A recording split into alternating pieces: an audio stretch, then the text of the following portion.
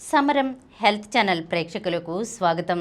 మనం డాక్టర్ సమరం గారు రచించినటువంటి వ్యాధులు పథ్యాలు అనే పుస్తకంలో నుండి కిందటి ఎపిసోడ్లో సుఖ విరోచనం అవ్వాలంటే ఏం తినాలో తెలుసుకున్నాం కదా.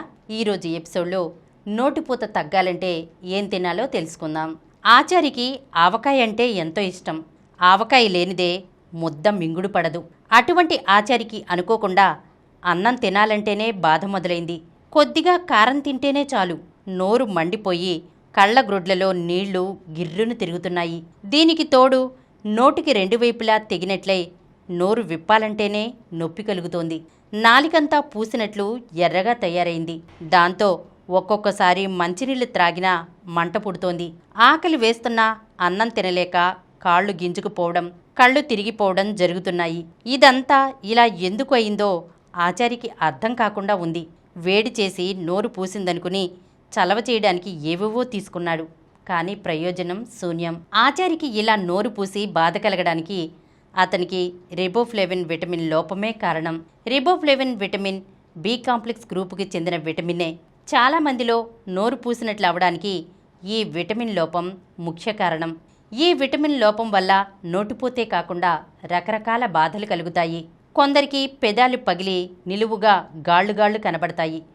మరికొందరిలో కళ్ళు ఎర్రబడినట్లయి మంట అనిపిస్తాయి. ఇదే కాకుండా ఇంకొందరికి ముక్కు దగ్గర నుంచి నోటి నొసల వరకు నల్లటి మచ్చలు తయారవుతాయి. రిబోఫ్లేవిన్ అన్ని రకాల ఆకుకూరల్లోనూ ఎక్కువగా లభ్యమవుతుంది. అందుచేత ఆకుకూరలు ఎక్కువగా తినేవారిలో నోటిపూత కనబడదు. పాలల్లోనూ పాలతో తయారు చేసే పాలకోవా వంటి తినుబండారాల్లోనూ మాంసం, చేపలు, కాలేయం, ఈస్టులోనూ రిబోఫ్లేవిన్ పుష్కలంగా లభ్యమవుతుంది. అలాగే పాలిష్ పట్టనటువంటి బియ్యం, గోధుమల ద్వారా శరీరానికి ఈ విటమిన్ లభ్యమవుతుంది. మామూలు పప్పు దినుసుల్లో కంటే నానబెట్టి మొలకెత్తిన పెసలు, శనగలు వంటి వాటిల్లో రిబోఫ్లేవిన్ ఉంటుంది. మన జీర్ణకోశంలో ఉండే కొన్ని ఉపయోగకరమైన బ్యాక్టీరియా క్రిములు కూడా రిబోఫ్లేవిన్ని ఉత్పత్తి చేస్తాయి.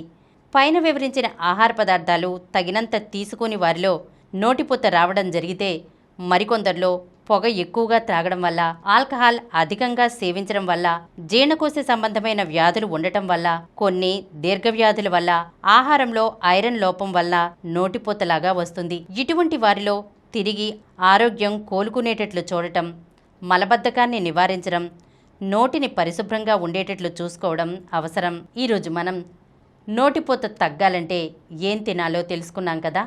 వచ్చే ఎపిసోడ్లో లివర్ పెరిగితే ప్రమాదమా, పథ్యం ఏమిటి అనే విషయం గురించి తెలుసుకుందాం.